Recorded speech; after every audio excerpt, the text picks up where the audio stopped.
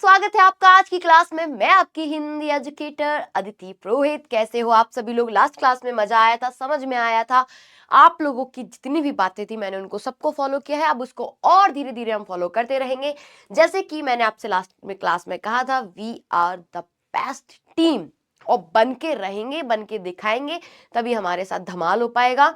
मिलजुल के काम करेंगे तभी कुछ हो सकता है। ये देखो, आज की क्लास में हम पढ़ने वाले हैं आपकी जो बुक है, कौन सी? स्पर्श। उसका जो पहला चैप्टर है उसका नाम है बड़े भाई साहब। उसको हम पढ़ने वाले हैं। बहुत मजेदार चैप्टर है। लेखक इसमें अपने अपने खुद का एक्सपीरियंस बता रहा है कि उसका और उसके भाई के बीच किस तरीके का रिलेशन है, और उसके बड़े भाई कैसे हैं, वो खुद कैसा है। ये सारी चीजें आपको इसमें पता चलेंगी देखने को। तो उससे पहले, हेलो क्यूटीज, ठीक है क्यूटीज, कैसे हो तुम सभी लोग? हमारी लाइव क्लास तो नहीं हो पाती है, लेकिन तुम लोग कभी भी ये सोच के मत पड़ा करो ये लाइव क्लास नहीं है, बल्कि तुम्हारा टाइम ही बच रहा है। तुम्हें तो आराम से 2x पे देख लेना है, इसको 1.5x पे देख लेना है। जैसे तुम्हें समझ में आए तुम वैसे इसको देख लो। तुम्हारे तुम्हारे टाइम का तुम अपने टाइम को बचा रहे हो, यूटिलाइज कर पा रहे हो सही से, है ना? तो कोई नहीं, जो मिल गया बढ़िया है, नहीं मिला और भी बढ़िया है। तो कोशिश तो मैं करूंगी कि जुलाई तक हमारी लाइव हो जाए। अगर तुम लोगों का प्यार मुझे मिलता रहा तो पक्का बेटा हमारी क्लास लाइव हो जाएगी, लेकिन वो तुम्हारे ऊपर डिपेंड करता है कि तुम लोग मुझे कितना पसंद कर रहे हो। ठीक है, तो सबसे पहले क्या पढ़ेंगे हम इस चैप्टर में? सबसे पहले हम देखेंगे लेखक का परिचय, कि किसने इसको लिखा है। उसके बाद बड़े भाई साहब। बड़े भाई साहब को पहले हम स्टोरी जानेंगे शॉर्ट में, संक्षेप में। उसके बाद हम इसको बेटा लाइन टू लाइन पढ़ेंगे। लाइन टू लाइन पढ़ना बहुत जरूरी है अभी तो। फिर उसके बाद हम बहुविकल्पीय प्रश्न करेंगे, जो कि तुम लोग खुद करोगे इस चैप्टर को पढ़ने के बाद। इसको पॉज करोगे और पोल तो कर नहीं पाएंगे, लेकिन हाँ, ईमानदारी के साथ बता देना कितने सही हुए हैं। उसके बाद हम करेंगे आपके लघु उत्तरीय प्रश्न। ठीक है, लघु उत्तरीय प्रश्न करेंगे। अब उससे पहले क्या? We are the best team, we are the best, है ना? We are the best team. Obviously है वो तो, है ना? तुम लोग तो प्यार हो मेरे, क्यूटीज हो। अब स्टार्ट करते हैं हम चैप्टर को स्टार्ट करते हैं। क्या नाम है? बड़े भाई साहब। इसको लिखा किसने है? प्रेमचंद। प्रेमचंद तो बहुत जाना माना नाम है। आप लोग मुझे बताओ कि आपने प्रेमचंद जी के और कोई कहानी हो या कोई उपन्यास हो जिनके बारे में सुना है। जैसे आपने गोदान के बारे में पक्का सुना होगा, है ना? गोदान,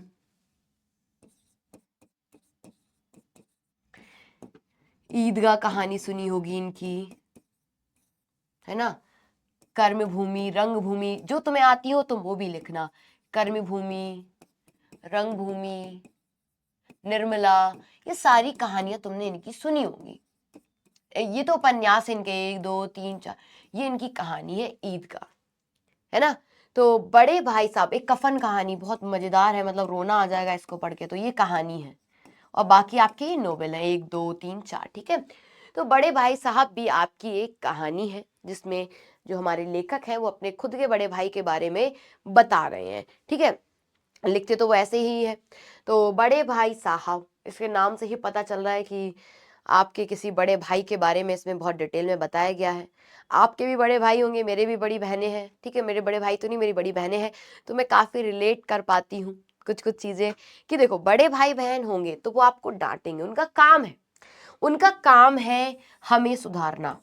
ठीक है, चाहे उन्होंने अपनी जिंदगी में कुछ किया हो चाहे ना किया हो, हमें उनसे सुनना चाहिए, उनसे सीखना चाहिए, क्योंकि वो हमसे एक्सपीरियंस में तो आगे है ना? हो सकता है तुम बहुत ज्यादा इंटेलिजेंट हो, तुम्हें बहुत कुछ आता हो, तुम्हारे बड़े भाई तुमसे इंटेलिजेंट ना हो, तुमसे कमजोर हो, लेकिन अगर वो तुम्हें कोई एडवाइस कर रहे हो तो उस बात को माना करो, क्योंकि उन्होंने तुमसे ज्यादा दुनिया देखी है। नॉट इवन भाई बहन जो तुमसे बड़े हैं, उनकी बात माना करो। ठीक है, उनकी बात माना करो, क्योंकि वो तुम्हें गलत बात तो नहीं सिखाएंगे। वो ये चाहते हैं कि जो गलतियां उन्होंने करी हैं वो तुम ना करो। ये भी हो सकता है ना? तो जैसे मेरी तो बहुत डांट पड़ती है, तो मैं कभी जवाब नहीं देती हूँ। कभी भी जवाब मत दिया करो अपने बड़े लोगों को, अगर वो तुम्हें डांट रहे हैं और वो तुम्हारे भले के लिए डांट रहे हैं। ठीक है, बहुत सारी ऐसी चीजें होंगी भी लाइफ में, तुम्हें डांट पड़, तुम्हें गुस्सा आ जाता होगा, बस मुझसे ही बोलते रहते हैं ये वो। भाई वो अपने फायदे के लिए नहीं बोल रहे, वो चाहते हैं कि तुम्हारा भला हो जाए। चलो मैंने तो कर ली ये सारी गलतियां, तुम्हारे साथ ना हो वो सब। तो देखो, ये तुम्हें जो सीरियस इंसान लग रहे हैं ये है तुम्हारे बड़े भाई, और ये है छोटा भाई। इन लोगों में पता है 5 साल का डिफरेंस है। ये है छोटा भाई, इसकी वेशभूषा और इसकी इससे पता चल रहा है कि कितना एक्टिव इंसान होगा, ठीक है। और इनमें ना 5 साल का गैप है, ये 5 साल छोटा है। तो अगर ये 5 साल एज में छोटा है तो क्लासेस में भी होगा, है ना। और 3 क्लास ये आगे है, मतलब भाई से 3 क्लास आगे है। 3 क्लास आगे मतलब कैसे? अगर अगर ये 5th में है तो ये 8th में होंगे, है ना। और अगर ये 6th में है तो ये 9th क्लास में होंगे, है ना।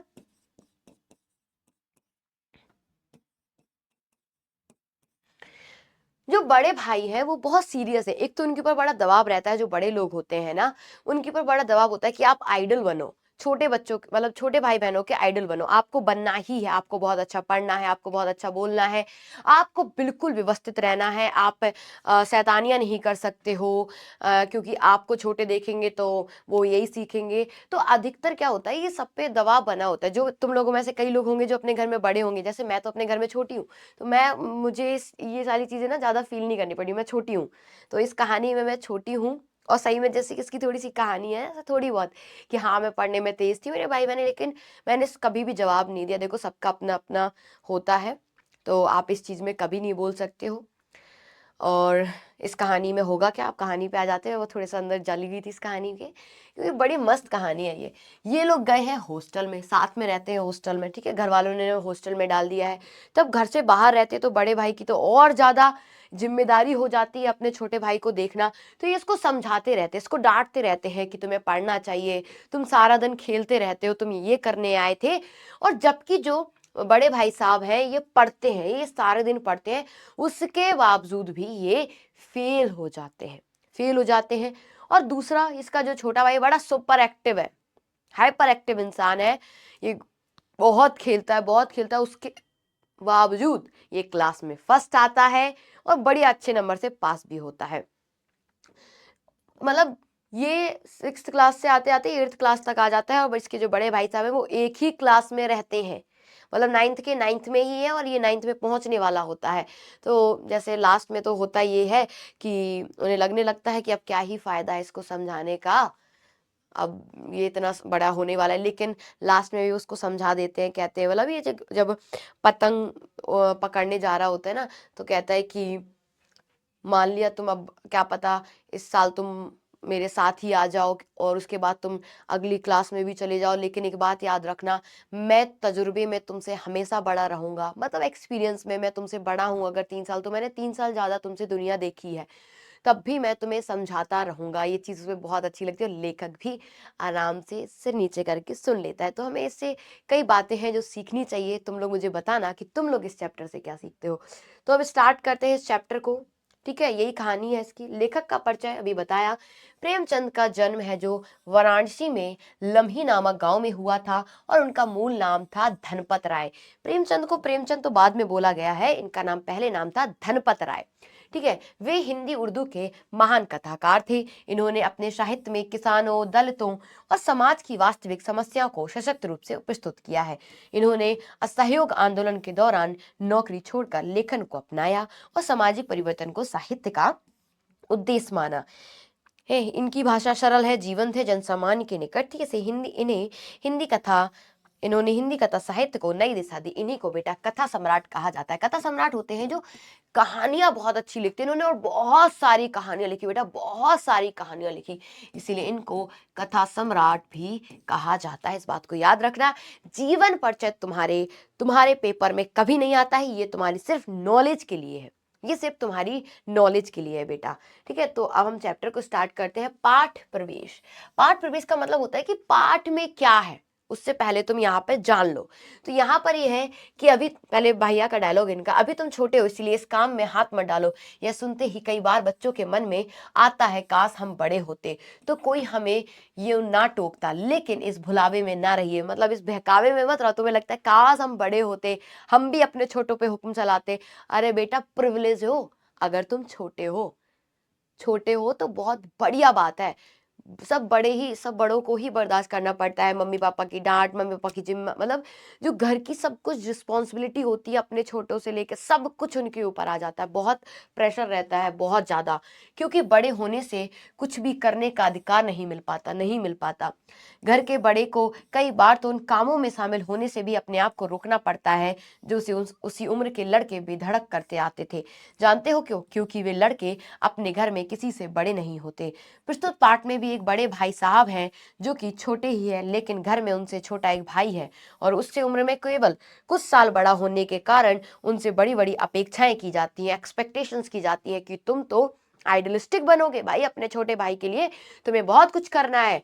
बड़ा होने के नाते वह खुद भी यही चाहते हैं, कोशिश करते हैं कि वह जो कुछ भी करें वह छोटे भाई के लिए एक मिसाल बन जाए। वही बात मैं कही थी, मैं मिसाल बन जाए, है ना, मेरे भाई ने ऐसा किया तो मैं भी करूंगा। ठीक है, इस आदर्श स्थिति को बनाए रखने के लिए फिर में बड़े भाई साहब का बचपन भी तिरोहित हो जाता है, मतलब बचपन ही कुछ नहीं रहता है, तो वो भी छोटे उनसे कोई छोटा है, इसका मतलब ये नहीं है कि तुम उसको बड़ा बना दो, उसको खेलने से रोका जाए, तुम ये नहीं कर सकते हो, तुम बाहर कुछ किसी के साथ बैठ नहीं सकते हो, खेल नहीं सकते हो, तो इसका मतलब ये तो नहीं है कि अगर मैं बड़ा हूं घर का तो मैं काम, बहुत अधिकतर बेटा, अधिकतर सभी घरों में यही देखा जाता है। तुम लोग बताना, तुम लोग ने आसपास देखा है? अगर तुम लोग अपने बड़े हो गए तो तुम लोग बहुत अच्छे से समझ पा रहे होगे इस चीज को। तो क्या पढ़ने वाले हैं हम इसमें? एक छोटे भाई और बड़े भाई की कहानी। तो अब हम कहानी को बेटा लाइन टू लाइन स्टार्ट करते हैं। अभी तक मैंने तुम्हें जो बताया अगर तुम्हें समझ आ गया है तो बस तुम्हें ये कहानी बहुत अच्छे से समझ में आने वाली है। क्या है? किताब अपने पास रखना जिसके पास है, क्योंकि इसमें जो कठिन कठिन वर्ड है उनको तुरंत लिखते जाना, तुरंत। और एक बार तुमने पढ़ लिया बेटा, मैं तुमसे गारंटी से कह रही हूँ, तुम्हें बस लास्ट में क्वेश्चंस आंसर्स ही पढ़ने पड़ेंगे, कहानी को नहीं पढ़ना पड़ेगा। मैं तुम्हारे लिए शॉर्ट नोट्स तैयार कर रही हूँ जिसमें मैं तुम्हारे लिए इनकी जो क्या बोलते हैं समरी, खुद हैंड रिटन समरी तैयार कर रही हूँ। तो चलो हो जाओ तुम लोग, बस पढ़ो ध्यान से, हो जाएगा सब। मेरे भाई साहब मुझसे 5 साल बड़े हैं। कितने साल बड़े हैं? 5 साल बड़े हैं। केवल 3 दर्जे आगे, 3 दर्जे मतलब बेटा कक्षा की बात हो रही है कि क्लास, 3 क्लास आगे हैं। उन्होंने भी उसी उम्र में पढ़ना शुरू किया था जब मैंने शुरू किया। लेकिन तालीम, तालीम मतलब बेटा शिक्षा, शिक्षा जैसे महत्व के मामले में जल्दबाजी से काम लेना पसंद ना करते थे। यहाँ पर थोड़ा सरकास्टिक वे में बोला जा रहा है कि वो क्या, तालीम जैसे महत्व के मामले में वह जल्दबाजी से काम लेना पसंद नहीं करते थे। इसका मतलब है कि वो बार बार एक ही कक्षा में पढ़ रहे हैं, वो आगे जा ही नहीं पा रहे हैं, तो कह रहे हैं कि उनको कोई जल्दबाजी नहीं है। इस भवन की बुनियाद, बुनियाद मतलब होती है बेटा नींव, जैसे अभी तुम लोग पढ़ के आए हो, नींव में खूब मजबूत डालना चाहते थे, मतलब वो अपनी जो फाउंडेशन है वो बहुत अच्छा करना चाहते थे जिस पर आलीशान महल बन सके। 1 साल का काम 2 साल में करते थे, कभी कभी तो 3 साल भी लग जाते थे। बुनियाद ही पुख्ता, पुख्ता मतलब मजबूत ना हो, पुख्ता मतलब क्या होता है? मजबूत ना हो तो मकान कैसे पायदार बने। पायदार मतलब बेटा, पायदार मतलब भी होता है मजबूत, ठीक है, दोनों ही मतलब क्या हो जाता है बेटा आपका, यहां लिख लो मजबूत या टिकाऊ। यहाँ पर वो बात क्या कह रहे हैं, उन्होंने बताया कि मेरे भाई साहब मुझसे 5 साल बड़े हैं लेकिन 3 दर्जे आगे, 3 क्लास आगे हैं, लेकिन कहते हैं मेरे भाई साहब पढ़ाई लिखाई में ना ज्यादा जल्दबाजी नहीं करते। वो कहते हैं कि फाउंडेशन बहुत मजबूत होना चाहिए, नींव बहुत मजबूत होनी चाहिए, इसीलिए वो हर कक्षा को पास करने में उनको 2 से या 3 साल लग जाते हैं। यही वाली बात कह रहे हैं और कहते हैं वो, उनका मानना है कि अगर बुनियाद ही, जो हमारी नींव है वही मजबूत नहीं होगी तो उस पर जो घर है वो कैसे स्ट्रांग बनेगा, है ना। तुम लोगों ने देखा होगा जब घर बनता है तो नीचे पहले मजदूर नींव बनाता है, सीमेंट के खम्भे बनाता है जिससे घर थोड़ा मजबूत बने। तो लेखक ने उससे रिलेट करके बता दिया है। इतनी बात समझ आ गई होगी। आगे देखो, मैं छोटा था, लेखक कह रहा है मैं छोटा था, वह बड़े थे, मेरी उम्र 9 साल थी। ये लेखक रहा, ये 9 साल का है, वह 14 साल के थे और ये 14 साल के थे। 5 साल का अंतर आ गया, ये 9 और ये 14, पूछूंगी बीच बीच में।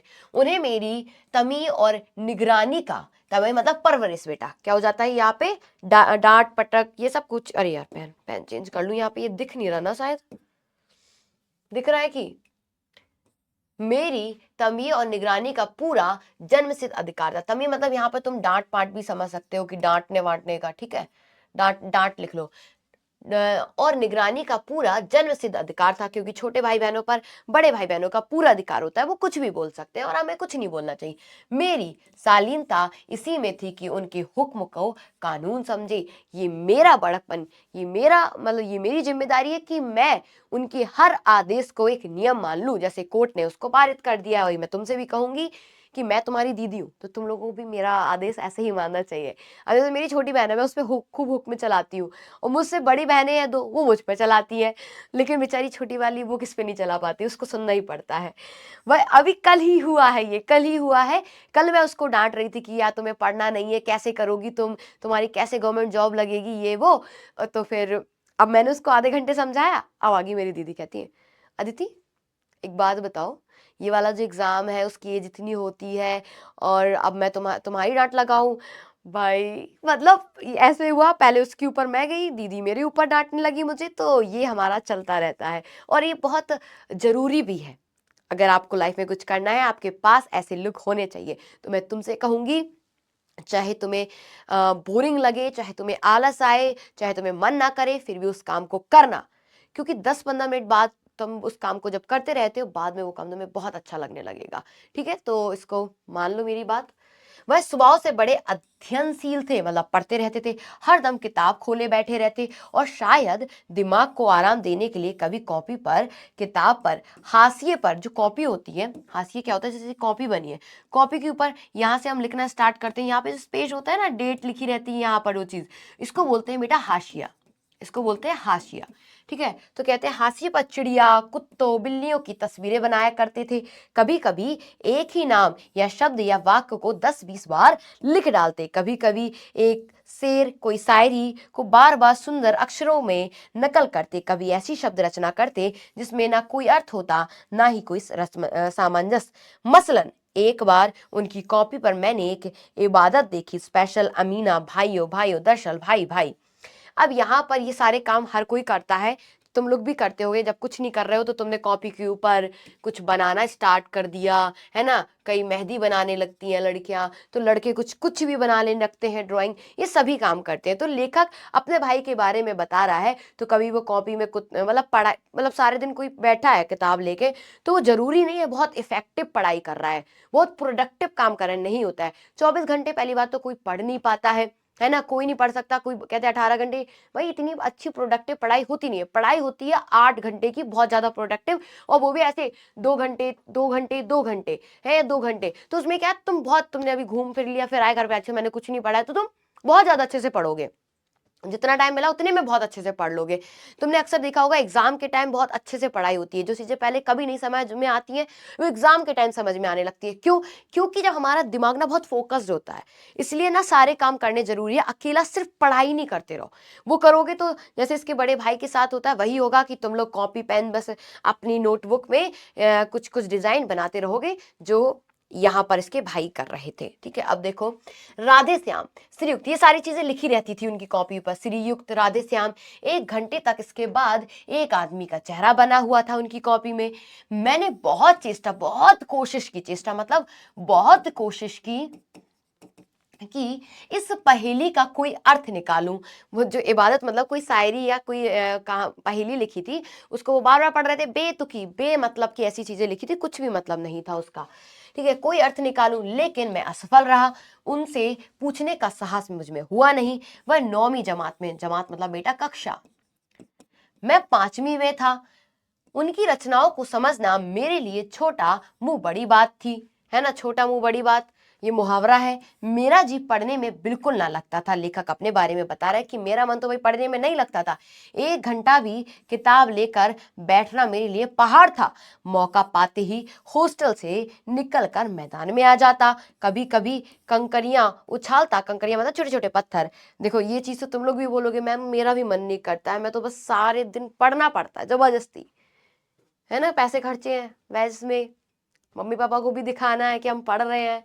तो ये बड़े भाई साहब वाले काम नहीं करने, इसके जैसे करना। ये पढ़ता है, ये खेलता भी है, और उसके खेलने के बाद पढ़ेगा। देखो, पहाड़ लगता था, और मौका पाते ही हॉस्टल से निकल कर मैदान में आ जाता, और कंकरियां मतलब पत्थर उछालता, तो कभी कागज की तितलियां उड़ाता, तो कभी कोई साथी मिल गया तो पूछना ही क्या है, कभी चार दीवारी पर चढ़कर नीचे कूद रहे होते, मतलब बहुत शरारत, बहुत शरारती है ये। कभी फाटक पर सवार उसे आगे पीछे चलते हुए मोटर कार का आनंद उठा रहे हैं। नहीं, तुम लोगों ने भी किया होगा, जैसे गेट होते थे, तुम लोग तो अब बड़े हो गए, अब बड़े बड़े खेल खेलते हो तुम लोग फोन वाले। तो फाटक के ऊपर ऐसे पकड़ लिया उसको, और उसके ऊपर एक पैर इस साइड एक पैर इस साइड, और उसको पकड़ पकड़ के यहाँ से वहां घूमते रहते थे। मैंने तो करा है। लेकिन कमरे में आते ही भाई साहब का वह रुद्र रूप, गुस्से वाला रुद्र रूप मतलब गुस्से वाला, देखकर प्राण सूख जाते थे भाई, डर के मारे एकदम सांसें रुक जाती थी। उनका पहला सवाल यह होता, कहाँ थे अभी तक? हमेशा यही सवाल, और इसी ध्वनि में, मतलब उसी टोन में, कहाँ थे अभी तक तुम? जैसे मैं तुमसे बोलूं, पढ़ाई करी तुम लोगों ने या नहीं करी, ऐसे हमेशा पूछा जाता। और इसका जवाब मेरे पास केवल मौन था। मौन मतलब बेटा सिर्फ शांत हो जाना, सिर्फ शांत हो जाना। न जाने मेरे मुंह से यह बात क्यों ना निकलती थी कि जरा बाहर खेल रहा था। कभी अपने भाई से ये भी नहीं बोल पाए कि मैं बाहर खेल रहा था। मेरा मौन कह देता था, मतलब जो मैं जो शांत, कि मुझे अपना अपराध स्वीकार है। मैंने जो गलती की है, मैंने ना पढ़ाई करके सिर्फ खेला है, वो मैं स्वीकार करता हूं, मैंने गलती की है। अपराध मतलब क्राइम। और भाई साहब के लिए उसके सिवा कोई इलाज ना था कि स्नेह और रोष, रोष मतलब क्रोध, गुस्से, मिले हुए शब्दों का मेरा सत्कार करे। कह रहे मैं हमेशा जब बाहर से खेल के आता था तो भाई साहब पहले बोलेंगे कहाँ थे। अब मैं कुछ नहीं बोलूंगा तो वो समझ जाएंगे ये बाहर खेल रहा था, इसने पढ़ाई नहीं करी। तो फिर वो करेंगे क्या, वो क्या करेंगे, मेरा स्वागत करेंगे। किससे? डांट से। यहाँ पर जो बात लिखी है ना, कोई इलाज ना था कि स्नेह और रोज से मिले हुए, मतलब एक तो केयर है कि तुम पढ़ नहीं रहे हो, बाहर आए हो, और साथ में गुस्से के साथ उनका सत्कार करते थे, वेलकम करते थे। ठीक है, अब क्या है, इसी तरह अंग्रेजी पढ़ोगे, अब वो डांट रहे, इसी तरह अंग्रेजी पढ़ोगे तो जिंदगी भर पढ़ते रहोगे और एक हर्फ ना आएगा। हर्फ मतलब होता है अक्षर, इसमें थोड़े उर्दू के शब्द मिलेंगे। हर्फ मतलब होता है अक्षर। ठीक है, अंग्रेजी पढ़ना कोई हंसी खेल नहीं है। उससे पहले तुम लोग मुझे ये बताओ, छोटे भाई में और बड़े भाई में कितने साल का अंतर था? छोटे भाई और बड़े भाई में, और बड़े भाई में क्या अंतर था?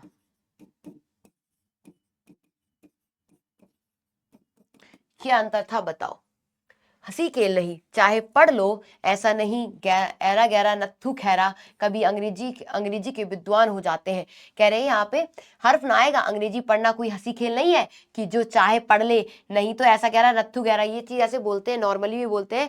तुम क्या चाह रहे हो कि अंग्रेजी कोई भी सीख जाता है, कि नत्थु गैरा कोई भी सड़क चल रहा है कोई भी सीख ले? नहीं, कहेगा कि सभी अंग्रेजी के विद्वान हो जाते हैं। यहाँ रात दिन आंखें फोड़नी पड़ती हैं और खून जलाना पड़ता है, तब कहीं विद्या आती है। और आती क्या है, हाँ कहने को आ जाती है, बड़े बड़े विद्वान भी शुद्ध अंग्रेजी नहीं लिख पा सकते, बोलना तो दूर की बात है। और मैं कहता हूं कि तुम कितने घोंगा, घोंगा नहीं होता है वो, ऐसे वो चलता है पानी में, बाहर निकलता है, ऐसे ऐसे धीरे धीरे रेंगता है घोंगा, एक क्या बोलते हैं, पानी में रहता है, ये समुद्री जीव है। कि मुझे देखकर भी सबक नहीं लेते। कहते मैं इतनी मेहनत, मेहनत है बेटा, ये मेहनत नहीं है, मेहनत करता हूँ, और यह तुम अपनी आंखों से देखते हो। अगर नहीं देखते तो यह तुम्हारी आंखों का कसूर है, तुम्हारे आंखों का कसूर है, तुम्हारी बुद्धि का कसूर है। इतने मैले तमाशे होते हैं, मुझे तुमने कभी देखने जाते देखा है? अब वो अपना एग्जाम्पल दे रहे हैं कि एक तो बात, तुम इंग्लिश इंग्लिश का तुम समझ रहे हो बहुत नॉर्मल चीज है, किसी को नहीं आती, बहुत मुश्किल से सीखनी पड़ती है। ऐसे तो एरा नत्थु गैरा कोई भी इंग्लिश सीख ले, और उसके बाद तुम क्या ये खेलते वेलते रहते हो? तुमने मुझे कभी देखा है? इतने सारे खेल तमाशे होते हैं, लोग यहाँ जा रहे हैं वहां जा रहे हैं, तुमने कभी मुझे देखा है जाते? नहीं देखा तो मुझसे ही नहीं सीख रहे हो, तो तुम्हारी आंखों का कसूर है, तुम्हारी बुद्धि का कसूर है कि तुम जो मुझसे सीख नहीं पा रहे हो। ये भाई उनको डांट रहे हैं।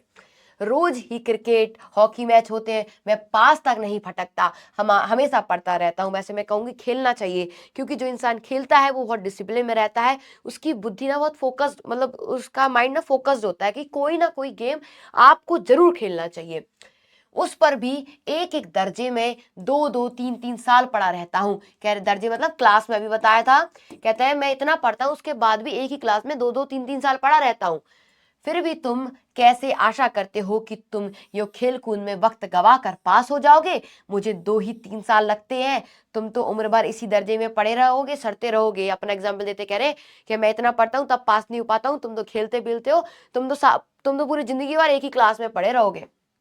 अगर तुम्हें इस तरह उम्र गंवानी है तो बेहतर है घर चले जाओ और मजे से गुल्ली डंडा एक खेल होता है, जैसे अब पहले आप क्रिकेट चलता है ना, पहले बहुत पुराना खेल है, ऐसे लकड़ी उठा के लकड़ी से मारना होता था, मतलब मैंने तो कभी खेला नहीं, हाथ सुना है लेकिन। और खेलो दादा की गाड़ी कमाई के रुपए क्यों बर्बाद करते हो, कहते जो इन्होंने इतनी मेहनत से गाड़ी कमाई, मतलब इतनी मेहनत से जो पैसा कमाया उसको तुम क्यों बर्बाद कर रहे हो, इससे अच्छा तो तुम जाओ घर। मैं भी ऐसे ऐसे अपनी बहन को बोल देती हूँ कि अगर तुम्हें नहीं पढ़ना है तो मैं नहीं फीस तुम्हारी जमा करूंगी, अपने भाई को भी बोलती हूँ मैं तुम्हारी फीस सबमिट कर रही हूँ, मैं इतनी मेहनत करती हूँ और तुम लोग क्या, तुम लोग को पढ़ना नहीं है, जाओ अगर ऐसा ही कुछ है तो घर पे जाओ, मम्मी पापा तुम्हें पढ़ाएंगे, मैं नहीं पढ़ाऊंगी, मैं तो बोल देती हूँ। तो अब ये तो फिर भी अपने दादाजी की कमाई के लिए बोल रहा है, पापा के पैसों के लिए, मैं तो खुद खुद के पैसों के लिए बोल देती हूँ उसको, बढ़िया थोड़ी टाइट रहती है वो। यह है लताड़ सुनकर, लताड़ मतलब डांट सुनकर आंसू बहाने लगता, जवाब ही क्या था, अपराध तो मैंने किया है, लताड़ कौन सा है भाई साहब, उपदेश की कला में निपुण है, मतलब ज्ञान देने की। ठीक है, यहाँ पर जो बड़े भाई बहन होते हैं उनमें आ ही जाता है ज्ञान देने का वो एक कला। ऐसी ऐसी लगती बातों को कहते, ऐसे ऐसे सुक्ति बाण, एकदम सुक्ति बाण मतलब जो सीधा सीने को लगे, एकदम चुभ जाए, दर्द जिनसे ज्यादा हो, चलाते कि मेरे जिगर मेरे हृदय के टुकड़े टुकड़े हो जाते, हिम्मत टूट जाती, इस तरह जान तोड़कर मेहनत करने की शक्ति में अपने आप ना पाता, और इस निराशा में जरा देर के लिए मैं सोचने लगता, क्यों ना घर चला जाऊं, तो काम मेरे बूते से बाहर था, उसमें हाथ डालकर क्यों अपनी जिंदगी में खराब करूं, मुझे अपना मूर्ख रहना मंजूर था, लेकिन उतनी मेहनत से मुझे तो चक्कर आ जाता है, कह रहे मैं तो मूर्ख ही सही था, लेकिन मेरे जो भाई जितनी मेहनत करते हैं मैं तो पागल हो जाऊंगा, मुझसे नहीं होगी, लेखक कह रहा है मुझसे नहीं होगी भाई, मैं पागल हो जाऊंगा। लेकिन घंटे 2 घंटे के बाद निराशा के बादल फट जाते और मैं इरादा करता कि आगे से खूब जी लगाकर पढ़ूंगा। पहले वो कह रहे कि मैं तो सोच लेता हूँ कि अब इतने भैया कह ही रहे हैं तो मैं घर चला जाता हूँ, लेकिन फिर बाद में याद आता है कि लेकिन इतनी मेहनत मुझसे होगी भी नहीं, कोई नहीं छोड़ो, पढ़ाई शुरू करते हैं। इतनी डांट फटकार के बाद वो पढ़ाई करना शुरू करेगा, उसके बाद क्या होगा देखो, चटपट एक टाइम टेबल बनाता, हमारे जैसे बनाता, और बिना बिना पहले से ही नक्शा बनाए कोई स्कीम तैयार किए काम कैसे शुरू करूं, टाइम टेबल में खील कूद की बिल्कुल उड़ जाती।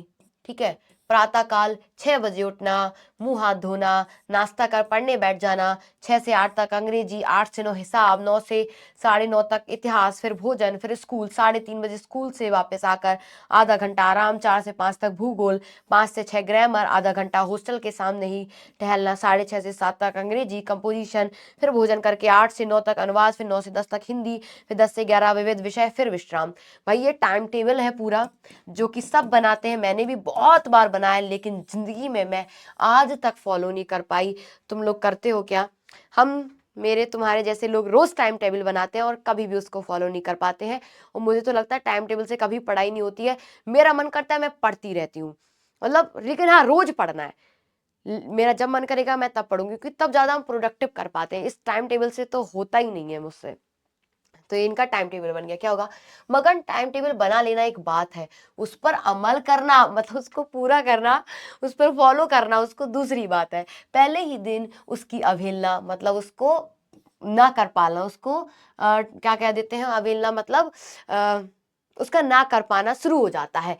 मैदान की वह सुखद हरियाली, हवा के हल्के हल्के झोंके, फुटबॉल की वह उछल कूद, कबड्डी की वह घाव दाव घात, वॉलीबॉल की वह तेजी फुर्ती मुझे अज्ञात और अनिवार्य रूप से खींच ले जाती थी। वो कह रहे ये सारे गेम है, पता नहीं कैसे मुझे अपनी तरफ खींच लेते थे, मैं पढ़ने बैठूं मुझे मन करेगा मैं खेलने जाऊं, और वहां जाते ही मैं सब कुछ भूल जाता। वह जानलेवा टाइम टेबल सबके लिए होता है जानलेवा टाइम टाइम टेबल, वह आंखें फोड़ पुस्तकें, किसी की याद ना रहती, भाई साहब की नसीहत, नसीहत मतलब डांट, फजीहत का असर फजीहत का असर मिल जाता, मैं उनके साय से भागता, मतलब उनकी जो परछाई है उससे भी मैं क्या करता था, भागता था।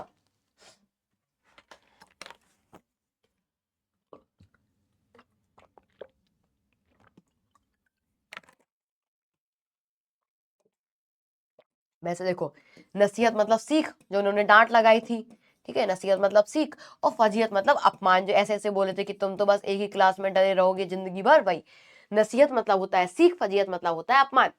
मिलकर जाता तो उनके उनके साए में उनके साए से साए मतलब परछाई से भी भागता, उनकी आंखों से दूर रहने की चेष्टा करता, कोशिश करता।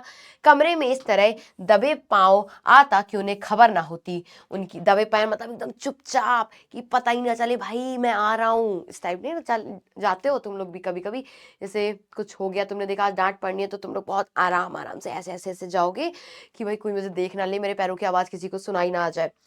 फिर अ, उनकी नज़र मेरी ओर उठी और फिर मेरे प्राण निकले। हमेशा सिर पर एक नंगी तलवार सी लटकती मालूम होती थी। फिर भी जैसे मौत और विपत्ति के बीच, विपत्ति मतलब परेशानी के बीच भी आदमी मोह और माया के बंधन में जकड़ा रहता है।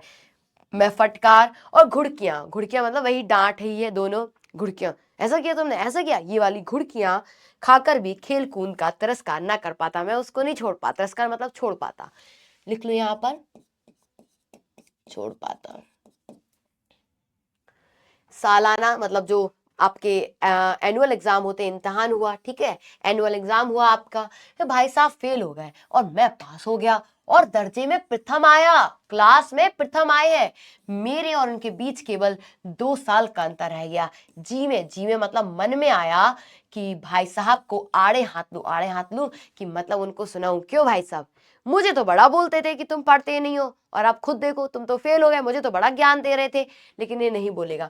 आपकी वह घोर तपस्या कहाँ गई, घोर तपस्या क्या जो सारे दिन आप पढ़ते रहते हो, मुझे देखिए मजे से खेलता भी रहा और दर्जे में अव्वल भी आया हूँ। लेकिन वह इतने दुखी और उदास थे कि मुझे उनसे दिली हमदर्दी मतलब सिंपैथी हो गई। अरे मैं इनको क्या बोलूं, बेचारे खुद ही परेशान हैं। यहाँ पर लिखो दिली मतलब दिल से हमदर्दी। मुझे बुरा लग रहा था उनके लिए, यहाँ लिख लो बुरा लग रहा था। और उनके घाव पर नमक छिड़कना मतलब उनके उनके दर्द को और नहीं बढ़ाना चाहता था। विचार लज्जास्पद मतलब मुझे लगा कि मुझे खुद में शर्म आनी चाहिए, लज्जास्पद मतलब शर्म जान पड़ी, शर्म शर्म जान पड़ा। हाँ, अब मुझे अपने ऊपर कुछ अभिमान जरूर हुआ, अभिमान मतलब ये घमंड हो गया इसको, और आत्मसम्मान भी बढ़ा, मतलब मैं तो कुछ भी कर सकता हूँ भाई खेल के साथ। भाई साहब का भय रौब मुझ पर नहा रहा, रौब मतलब जो वो डांट देते थे कुछ भी बोल देते थे वो अब उनका थोड़ा सा कम हो गया। दिल मजबूत था, अगर उन्होंने फिर मेरी फजीहत मतलब मेरा अपमान किया, फजीहत मतलब अभी क्या बताया था बेटा, अपमान किया, तो साफ साफ कह दूंगा। क्या कह दूंगा बेटा, उन्होंने बोला था मैं आपको क्या कह दूंगा,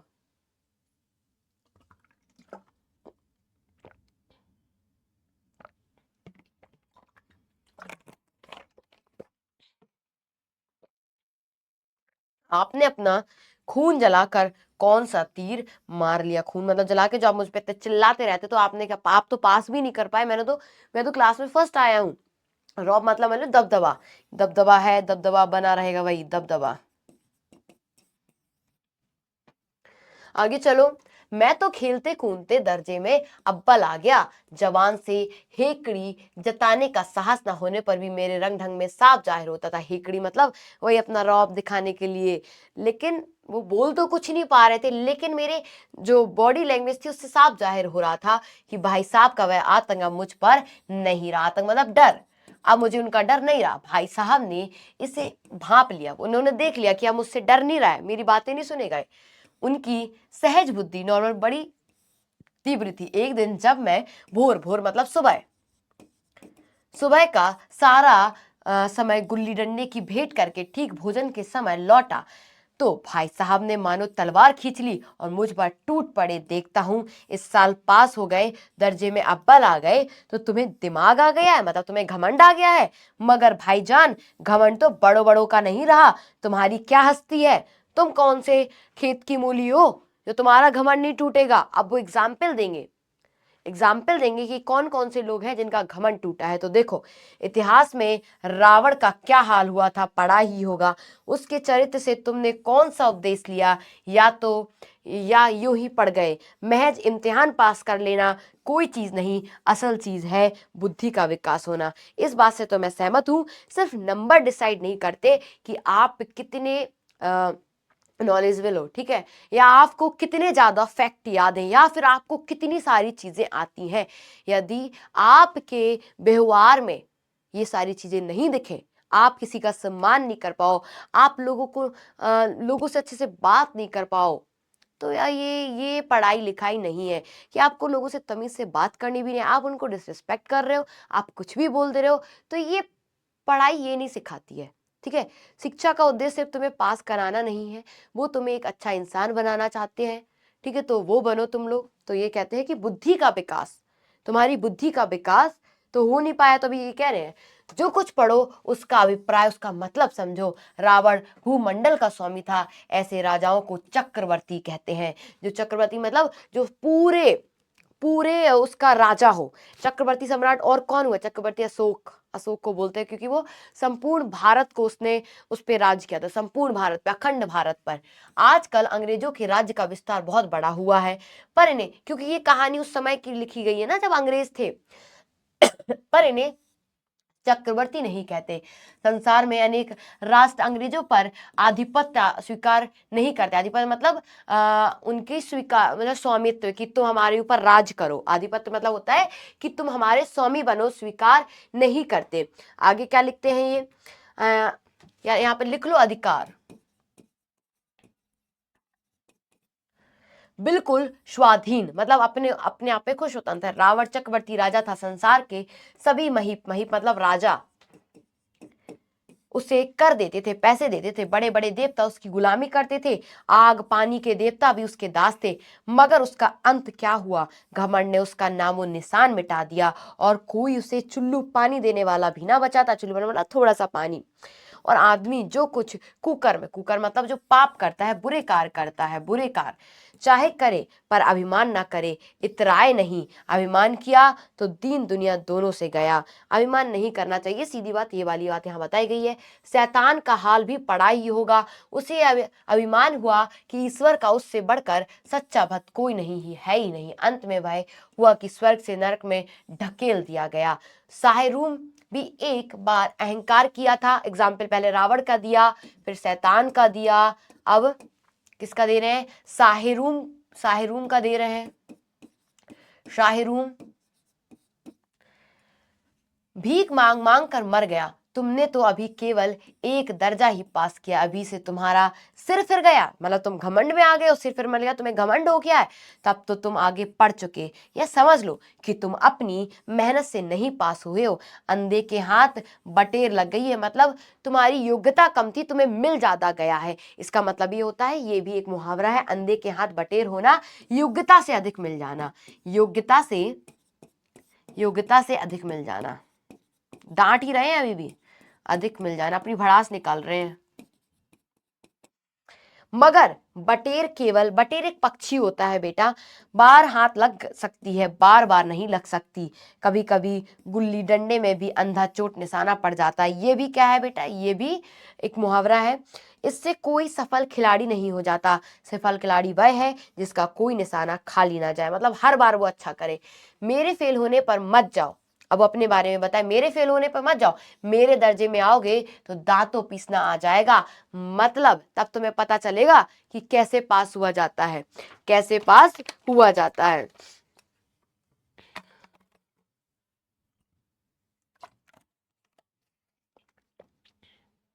मैं गला सूख रहा जुकाम से।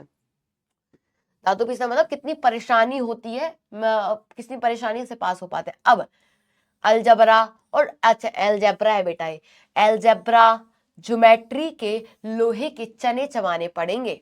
मतलब ज्योमेट्री और एलजेब्रा पढ़ना पड़ेगा, जब तुम्हें पता चलेगा कितनी मेहनत होती है। इंग्लिस्तान का इतिहास पढ़ना पड़ेगा। बादशाहों के नाम याद रखना आसान नहीं। 8 Henry, Henry one, Henry second, Henry द्वितीय, हेनरी तृतीय को गुजरे। कौन सा कांड किस हेनरी के समय हुआ, यह याद कर लेना तो आसान समझते हो। हेनरी 7वीं की जगह हेनरी 8वां लिखा, सब नंबर गायब, सफाचट। सिर्फ वही ना मिलेगा, सिर्फ भी हो किस ख्याल में? दर्जनों में तो जेम्स हुए हैं, दर्जनों तो विलियम्स, कोड़ियों के चार्ल्स, मतलब इतने सारे लोग, मतलब कितने ही जेम्स हैं, कितने ही चार्ल्स हैं। चार्ल्स प्रथम, चार्ल्स द्वितीय, चार्ल्स तृतीय। तो एग्जाम्पल दे रहे हैं कि तुम्हें हिस्ट्री में भी तुम्हें याद आ जाएंगे कि एक नाम के कितने लोग हुए हैं, चार्ल्स नाम के कितने लोग हुए, हेनरी नाम के कितने लोग हैं, हेनरी द्वितीय के समय क्या हुआ था। तो इस टाइप के वो एग्जाम्पल उनको दे रहे हैं। आंधी रोक हो जाता है, क्या है, दिमाग चक्कर खाने लगता है, आंधी रोग हो जाता है। इन अभागों को नाम भी कौन ना जुड़ते, एक ही नाम के पीछे दोयम सोयम चारुम पंचुम लगाते चले गए। मुझसे पूछते तो 10 लाख नाम बता देता। अब यहाँ पे गुस्सा निकाल रहे, कह रहे हैं ये हिस्ट्री वाले, इनको कोई और नाम नहीं मिला, मुझसे पूछ लेते, मैं तुम्हें बहुत सारे नाम बता देता। यहाँ पर एक ही नाम के आगे कि चार्ल्स द्वितीय, चार्ल्स तृतीय, भाई कितने नाम थे। अब जैसे मेरा नाम अदिति है, अदिति प्रथम, अदिति द्वितीय, अदिति, अरे भाई इतने नाम है दुनिया में, कुछ भी नाम रख दो, सेम नाम क्यों याद रखने थे तो बच्चों को भी, तुम लोगों को भी याद करने में परेशानी होती है या नहीं। और ज्योमेट्री तो बस खुदा ही पना है, मतलब भगवान ही जाने। अब अवज की जगह अजब जग लिया और सारे नंबर कट गए। कोई इस निर्दयी मुम्तिहानों से नहीं पूछता, जो निरीक्षक होते हैं उन लोगों से नहीं पूछता कि आखिर अब्ज और अजब में क्या अंतर है, अबाजा और अजब में क्या फर्क है। व्यर्थ की मुम्तिहानों मतलब जो निरीक्षक होते हैं, जो चेक करते हैं, परीक्षक लिख लो, ठीक है, जो चेक करते हैं। व्यर्थ की बात के लिए क्यों छात्रों का खून करते हो। दाल भात रोटी खाइए, दाल भात मतलब चावल दाल खाओ, भात दाल रोटी खाओ, बात एक ही कह रहे हैं।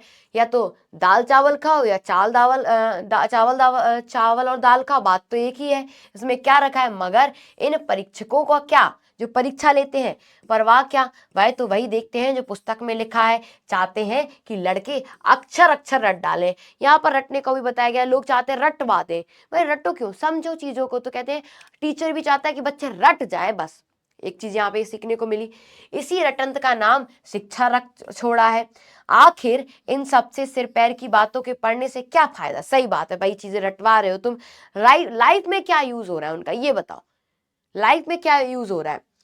इस रेखा पर वह लंब गिरा दो, कह रहे हैं इस रेखा पर लंब गिरा दो। तुम लोग ज्योमेट्री में पढ़ते हो ना, ऐसे गिरा दो, लंब गिरा दिया, और आधार लंब से दुगना हो गया, लो इसको दुगना कर दो। पूछिए कि इससे में क्या प्रयोजन है, कहाँ काम आएंगे, दुगना चौगना हो जाए या आधा रह जाए, मेरी बला से लेकिन परीक्षा में पास होना है तो यह सब खुराफत याद करनी ही पड़ेगी। ये सारी चीजें आपको याद करनी ही पड़ेंगी, ठीक है। तो इसका लिख लो यहाँ पर, खुराफत मतलब व्यर्थ, बेकार की चीजें, व्यर्थ की चीजें या बेकार। ये तो सही है, तुम लोगों के मन में भी आता है क्या ऐसे, क्या ये ऐसे बनाओ डायग्राम, वैसे बनाओ, का क्या काम है इसका लाइफ में। भाई मैं पास करना है, इसीलिए मैं ये सब चीजें पढ़नी पड़ती हैं। कह दिया समय की पाबंदी पर एक निबंध लिखो। अब एग्जाम्पल दे रहे, कह रहे समय की पाबंदी पर निबंध लिखो तो 4 पन्नों में से कम ना हो, कह रहे 4 पन्नों से कम ना हो। अब आप कॉपी सामने खोलो, कलम हाथ में लिए उसके नाम को रोइए। कौन नहीं जानता कि समय की पाबंदी बहुत अच्छी बात है, इससे आदमी के जीवन में संयम आता है, दूसरों का उस पर स्नेह होने लगता है और उसके कारोबार जो काम है उसमें उन्नति होती है। लेकिन इस जरा सी बात पर 4 पन्ने कैसे लिखे। समय की पाबंदी पर निबंध लिखने, कह रहे हैं सबको पता है वो बहुत जरूरी है, बहुत सारी चीजें आप पढ़ना अच्छा सीख जाओगे, आपके पास टाइम बचेगा, आप वेस्ट नहीं करोगे, है नई नई चीजें सीखोगे, ये सबको पता है। लेकिन यार इस चीज में 4 पेज कौन लिख ले, वो अपनी गुस्सा निकाल रहे हैं। जो बात एक वाक्य में कही जा सके उसे 4 पन्नों में लिखने की क्या जरूरत। मैं तो इसे हिमाकत कहता हूं।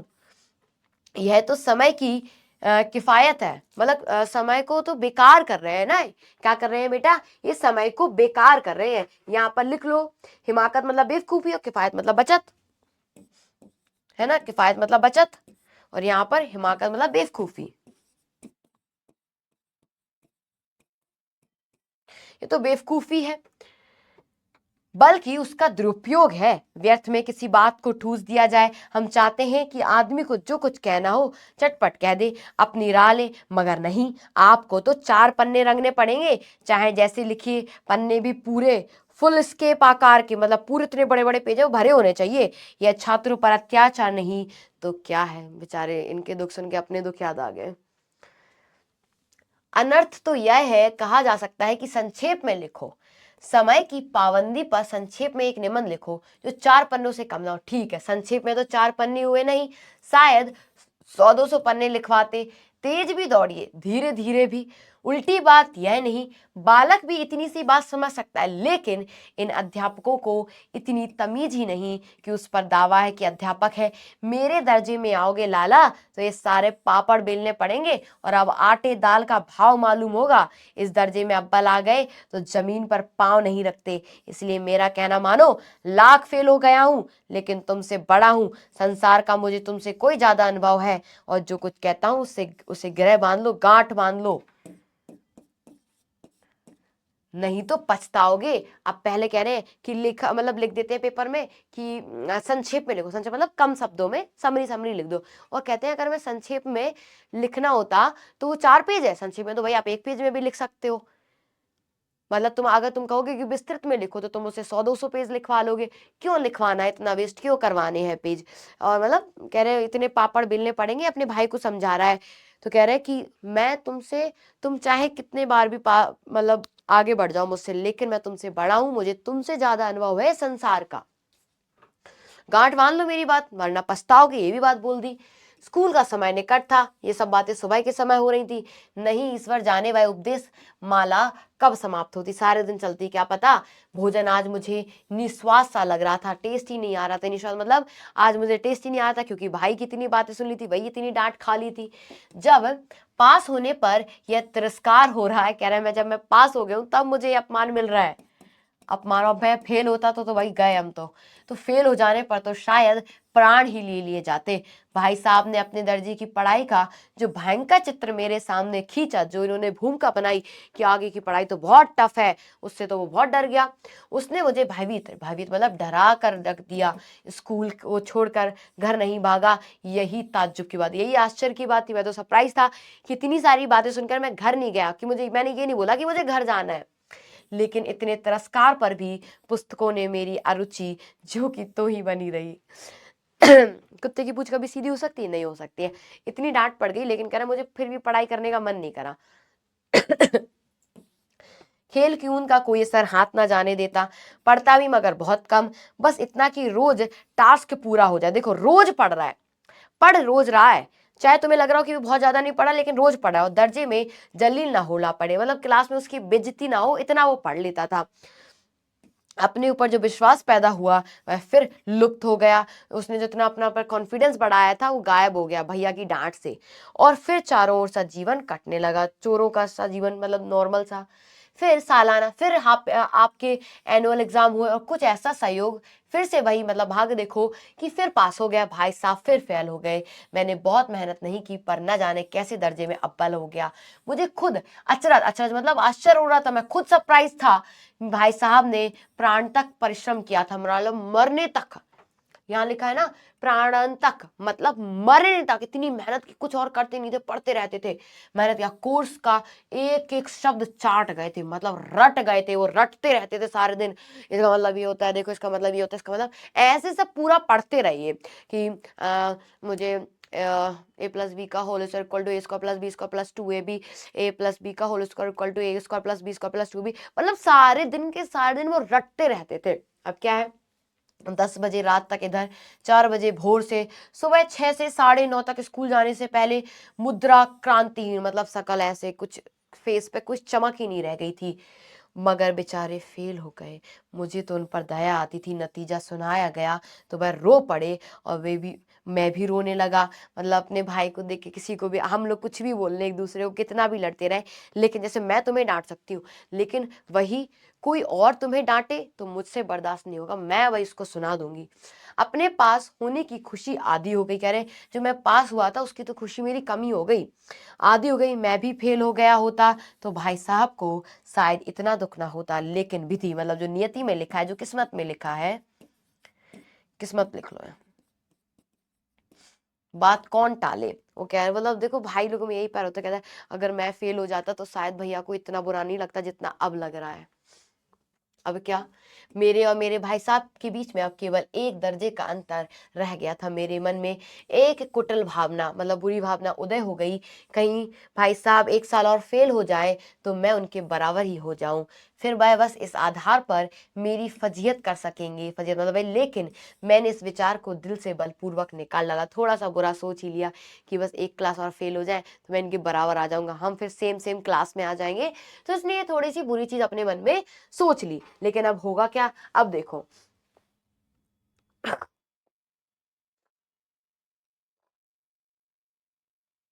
बच्चा 1 मिनट,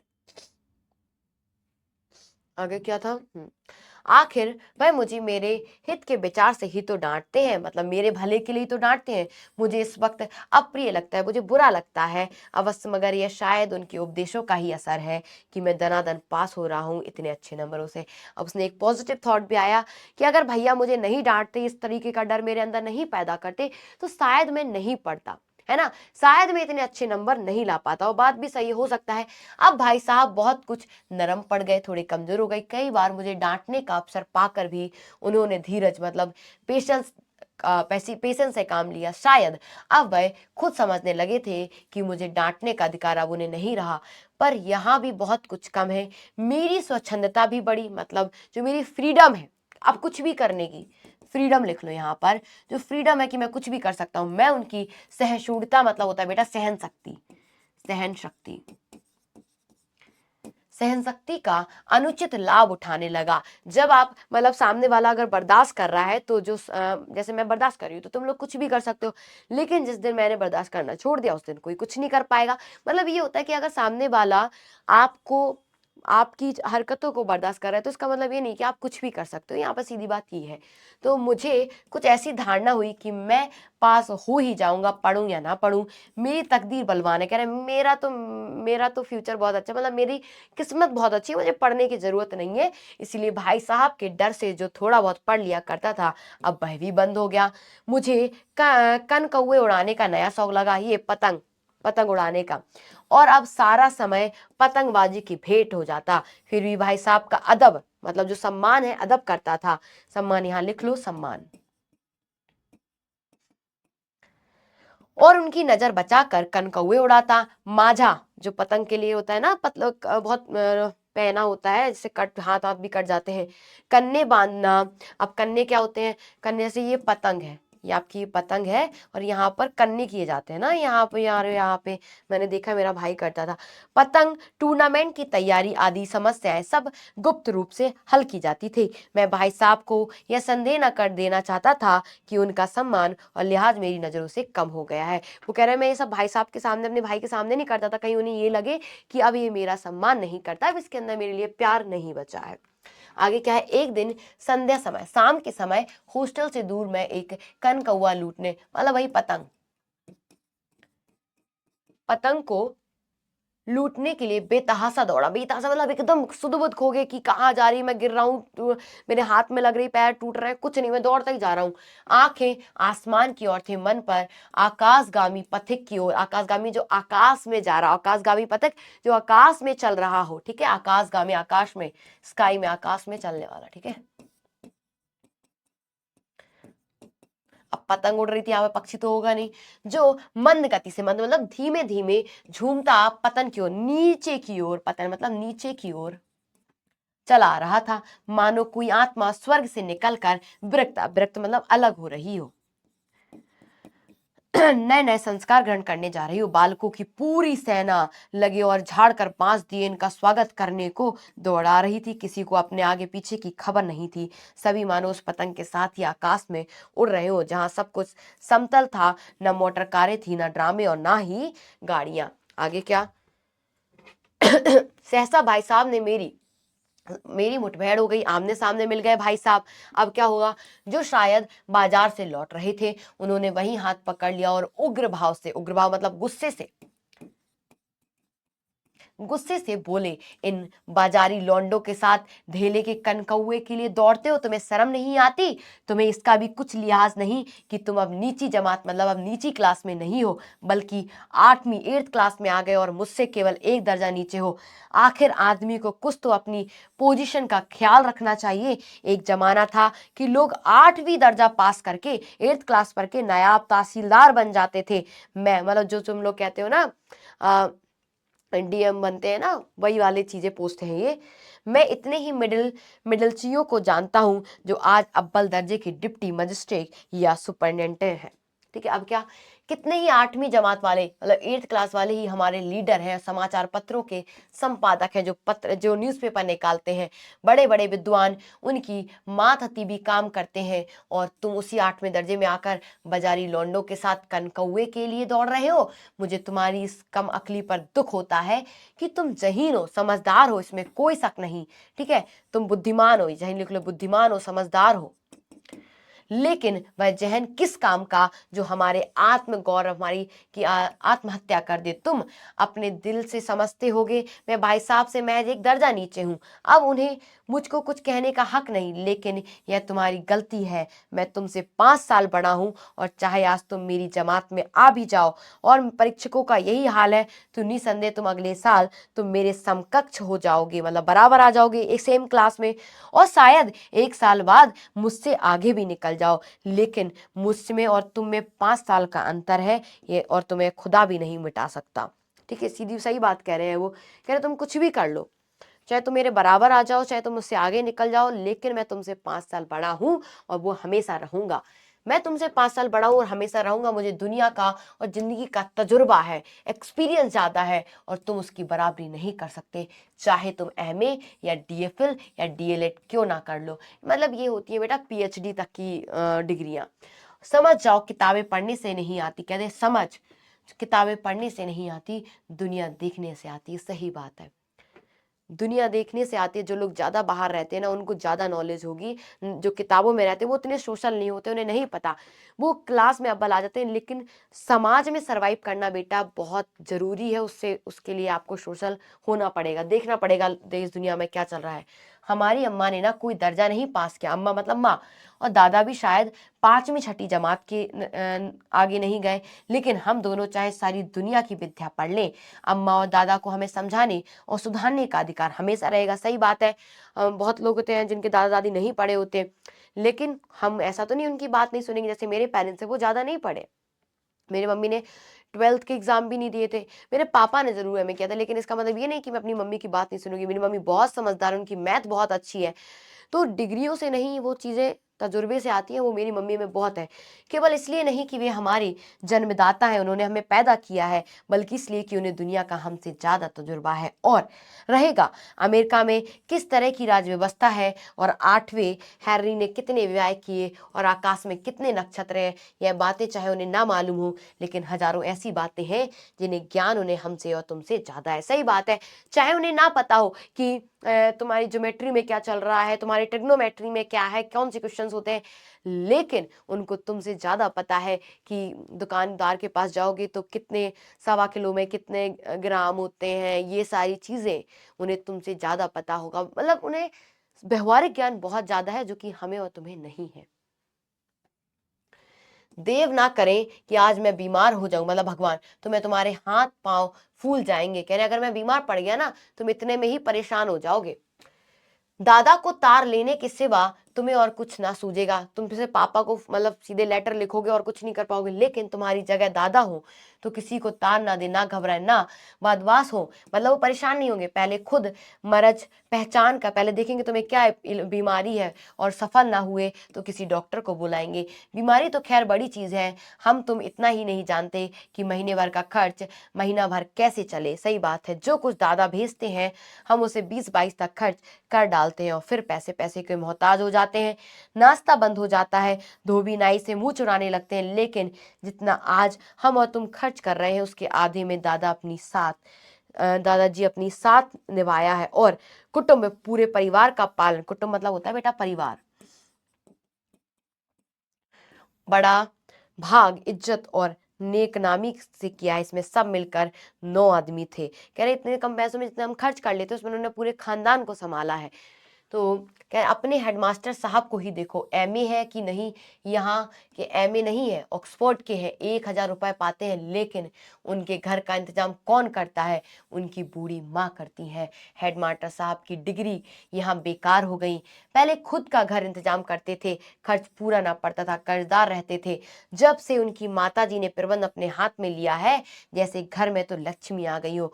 तो भाईजान, या गुरूर दिल से निकाल डालो कि तुम मेरे समीप आ गए हो, अब स्वतंत्र हो, मेरे देखते तुम बेराह ना चलो। कह रहे कि ऐसा नहीं हो कि मेरे रहते तुम किसी भी गलत रास्ते पे जाने लगो, तो ऐसा तो मैं होने नहीं दूंगा। हो तो तुम मेरे भाई, और ये मेरा काम है कि तुम्हें गलत रास्ते पे ना जाने दूं। मगर तुम यो ना मानोगे, मैं थप्पड़ दिखाकर इसका प्रयोग भी कर सकता हूं। मैं जानता हूं कि तुम्हें मेरी बातें जहर लग रही होंगी, तुम्हें गुस्सा आ रहा होगा मेरी बातों पर, मैं मतलब और ज्यादा बुरी लग रही होंगी ना। इस नई युक्ति आइडिया से नतमस्तक हो गया। मतलब जब उन्होंने ये बोला कि तुम्हें, मुझे पता है तुम्हें मेरी बातें बुरी लग रही है, इससे मैंने नेचरे अपनी झुका ली, सिर झुका लिया। आज मुझे सचमुच अपनी लघुता, छोटेपन का अनुभव हुआ कि मैं सच में छोटा हूँ, मुझे इतनी अकल नहीं थी। भाई साहब के प्रति मेरे मन में जो श्रद्धा उत्पन्न हुई, मैंने सजल आंखों से कहा, हरगिज नहीं। मतलब जब उन्होंने बोला कि तुम्हें मेरी बातें जहर लग रही होंगी, तो आंखों में पानी था, तो ऐसे बोला, नहीं हरगिज, बिल्कुल भी नहीं। हरगिज मतलब बिल्कुल भी नहीं, बिल्कुल भी नहीं। आप जो कुछ फरमा रहे हैं वह बिल्कुल सच है, और आपको उसके कहने का अधिकार भी है। ठीक है। भाई साहब ने मुझे गले लगा लिया और बोले, मैं कन कौए उड़ाने को मना नहीं करता। वो भी पहले भी तो गुस्से में बोले थे, प्यार से बोल रहे, कह रहे मैं तुम्हें कन कौए उड़ाने से मना नहीं करता, मेरा भी जी ललचाता है, मुझे भी मन करता है मैं उड़ाऊं, लेकिन क्या करूं, खुद बेराह चलूं तो तुम्हारी रक्षा कैसे करूंगा, यह मेरा कर्तव्य भी तो मेरे सिर है। कहते अगर मैं ही गलत रास्ता पकड़ लूंगा तो तुम्हें कैसे सिखाऊंगा मैं। संयोग से उसी वक्त एक कटा हुआ कनकौआ मतलब पतंग हमारे ऊपर से गुजरा। उसकी डोर लटक रही थी, लड़कों का एक गोल पीछे पीछे दौड़ा चला आता था। भाई साहब लंबे हैं, उछल कर उसकी एक डोर पकड़ ली और बेतहासा हॉस्टल की तरफ दौड़े। मैं पीछे पीछे उनके दौड़ रहा था। और ये कहानी यहाँ पर दी एंड हो जाती है। तो यहाँ पर भाई का उपदेश ज्यादा है ना। कहानी बोरिंग नहीं, इंटरेस्टिंग है। आप लोग अपनी लाइफ से रिलेट कर रहे होंगे, मैंने तो किया है। तो तुम्हें कैसी लगी ये कहानी? आई होप तुम लोगों ने इसको एंजॉय किया होगा, मजा आया होगा, और कहानी भी समझ में आ गई होगी। और डिटेल में बताना है तो भी बता देना। और डिटेल में कैसे बताऊं, कृपया करके आप लोग मुझे एडवाइस कर सकते हो। बाकी मैंने कोशिश तो पूरी की है बेटा। अब बताओ, एक बार मैंने उसकी कॉपी पर यह इबादत देखी। इस पंक्ति में इबादत का मतलब क्या था बेटा? शेर, विचार, तथ्य, व्या। तो उन्होंने क्या था, एक शेर देखा था, शायरी टाइप का, है ना। क्या देखा था, किसका फोन था, दीदी। अब देखो आगे चलो। बड़े भाई साहब हर दम किताबें खोले क्यों बैठे रहते थे? अध्ययनशील होने के कारण, परिश्रमी होने या कुछ समझ नहीं पाने के कारण, उदाहरण स्थापित करने के कारण। तो बेटा क्या कारण हो सकते हैं? या तो ये हो सकता है कि वो अध्ययनशील थे। बच्चा 1 मिनट बस, मेरी बहन का कॉल आ रहा है।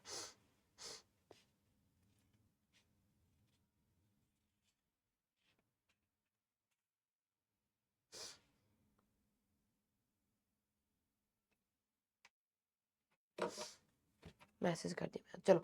अध्ययनशील होने के कारण, वो स्टार्टिंग में उनकी तारीफ नहीं करता, वो पढ़ते रहते थे।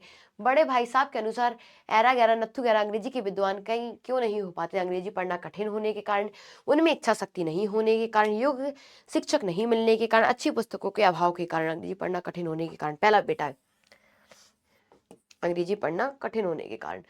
कौन सी विद्या सीखने के लिए रात दिन आंखें फोड़नी पड़ती है और खूल जलाना पड़ता है? काली विद्या, जादू की विद्या, अंग्रेजी की विद्या। तो बेटा अंग्रेजी की विद्या के लिए उन्होंने ये बोला था।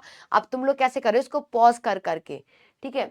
अगला बताओ, लेखक को कौन सा अपराध हो गया था? बड़े भाई साहब को जवाब दे दिया, बड़े भाई साहब की बातों को अनसुना कर दिया। उसने पढ़ाई लिखाई की जगह खेलकूद में समय लगाया था। तो कौन सा था?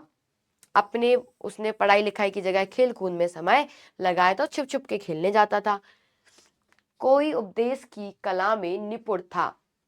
बड़े भाई साहब, छोटा भाई, बड़े भाई साहब, मतलब वही तो उसको उपदेश देते थे ना। लेखक की हिम्मत टूट जाती है और उसके जिगर के टुकड़े हो जाते। क्यों? बड़े भाई साहब की चुभने वाली बातें, सुक्ति बाणों से। भाई साहब की निराशा भरी बातों से परीक्षा में बार बार असफल होने का बेटा पहला। बड़े भाई साहब की चुभने वाली शुक्ति बाणों से, जो कि उसको बहुत परेशान करती थी। भाई साहब को नसीहत और फजीयत का अवसर क्यों मिला? उसका अपमान और उसको डांटने का अवसर उन्हें क्यों मिला? क्योंकि छोटे भाई का उसकी बात ना लगने के कारण, छोटे भाई का टाइम टेबल का काम ना करने के कारण, छोटे,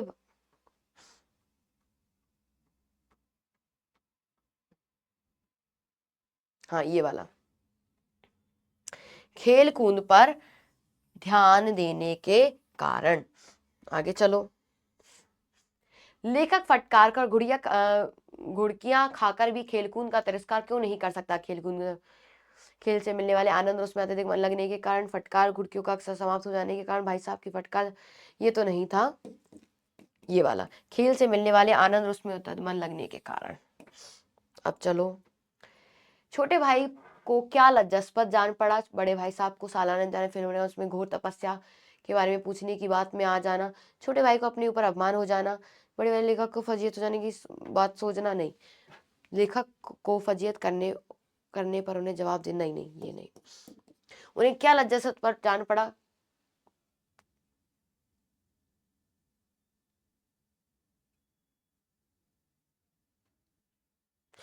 हाँ, कि मतलब वो जो सोचता है कि उनके साथ वो आ जाए, इनमें से कोई नहीं, इनमें से कोई नहीं। जब वो ये कहता है ना लज्जास्पद कि का मतलब भाई इस साल भी फेल हो जाए तो अगले साल मैं भी उसमें आ जाऊंगा इनके साथ, ये वाली बात सुनकर, है ना।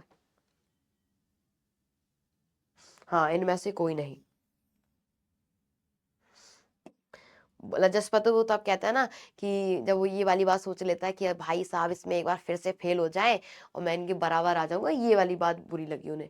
बड़े भाई साहब क्यों दुखी और उदास थे? छोटे भाई के पास होने का, खुद के फेल होने का, खुद छोटे भाई की बात, खुद के फेल होने के कारण। आगे चलो। रावण को चक्रवर्ती राजा कहने का क्या कारण था? रावण भूमंडल का स्वामी था। हाँ, पूरा ही था, उपयुक्त सभी, इस ये सारी चीजें उनके लिए आई है। शिक्षा प्राप्ति का मूल उद्देश्य क्या होना चाहिए? केवल इम्तिहान पास करना, बुद्धि का विकास करना। ये वाला सेंटेंस तो सेम सेम यूज ही हुआ है। आगे चलो। अंग्रेजों को चक्रवर्ती क्यों नहीं कहा जा सकता? अंग्रेजों में राज्य का विस्तार संपूर्ण मंडल पर नहीं था। नहीं, ये वाला,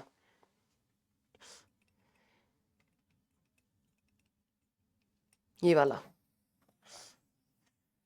है ना, सभी ने स्वीकार नहीं किया था उनका। रावण का अंत क्यों हुआ? स्वयं पर अभिमान होने के कारण, स्वयं पर अभिमान होने के कारण। बड़े भाई साहब किस मामले में छोटे भाई से आगे थे? संसार के अनुभव के मामले में, उम्र, अच्छा, किस मामले में? उम्र के मामले में, जानकारी के मामले में, बेटा पहला दूसरा दोनों ही, उम्र और संसार के अनुभव दोनों में ही वो आगे थे। आगे बताओ। लेखक को आज भोजन क्यों निस्वाद लग रहा था? तबीयत ठीक होने के, बड़े भाई साहब का उपदेश सुनने के कारण, इतना सुन ही लिया था, पेट ही भर गया होगा उसका।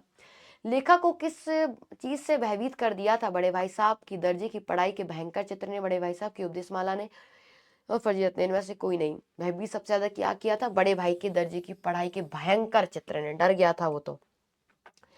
लेखक कितनी पढ़ाई करते थे? बहुत ज्यादा, जरूरत के उतना ही, जिससे टास्क पूरा हो जाए, ये वाला, जितना उसका टास्क पूरा हो जाए और उसे दर्जे में जलील ना होना पड़े, बेइज्जती ना हो उसकी। बस यही थे आपके एमसीक्यूज। अब तुम लोग कमेंट करके बताना तुम्हारे कितने सही हुए। अब हम इसके ना जो लघुत्तरीय प्रश्न है वो भी देख लेते हैं एक बारी।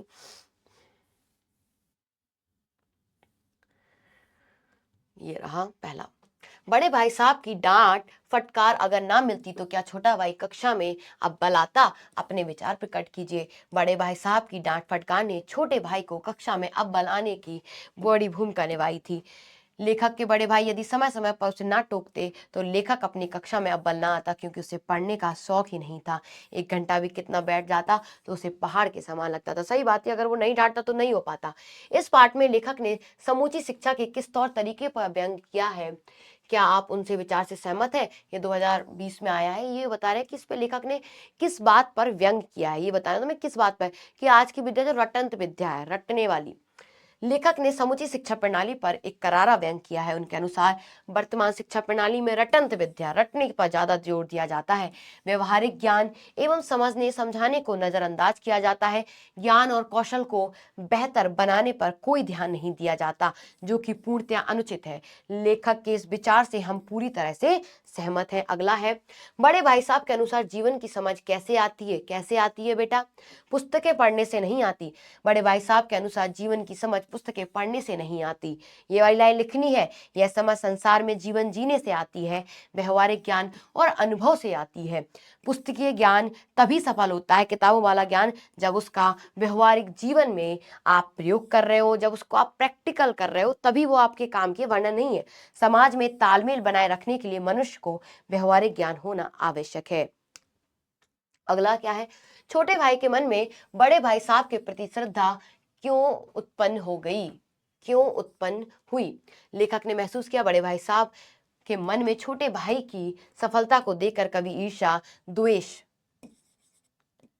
द्वेष नहीं हुआ। वे केवल अधिकार जताने के लिए नहीं डांटते, बल्कि वे वास्तव में उनका भला चाहते हैं। अतः उनके मन में बड़े भाई साहब के प्रति श्रद्धा भाव उत्पन्न हो गया। सही बात है, वो अपने भले के लिए थोड़ी ना डांट रहे थे, वो उसमें सच में उसका चाहते थे कि उसका भला हो जाए, और नहीं डांटते तो वो पढ़ता भी नहीं।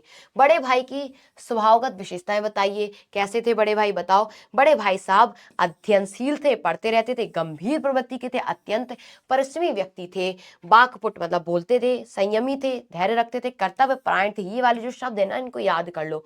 होने के साथ साथ वे छोटे भाई के प्रति अपना परम स्नेह रखते थे। कर्तव्य निर्वहन के साथ साथ वे उपदेश देने की कला में भी पारंगत थे। पारंगत मतलब एक्सपर्ट थे, एक्सपर्ट। वे अपने माता पिता तथा गुरुजनों का आदर करते थे, उनके अनुभवों को भी सम्मान देते थे। अगला क्या है, बड़े भाई साहब ने जिंदगी के अनुभव और किताबी ज्ञान में से किसे और क्यों महत्वपूर्ण कहा? उन्होंने कहा था किताबी ज्ञान से ज्यादा था व्यवहारिक ज्ञान ज्यादा जरूरी है। बड़े भाई साहब ने जिंदगी के अनुभव को किताबी ज्ञान की अपेक्षा अधिक महत्वपूर्ण माना है। व्यक्ति जिंदगी के अनुभवों से शिक्षा लेकर ही लोगों के साथ सही व्यवहार करता है। किताबी ज्ञान से जीवन के कर्तव्यों का बोध नहीं होता।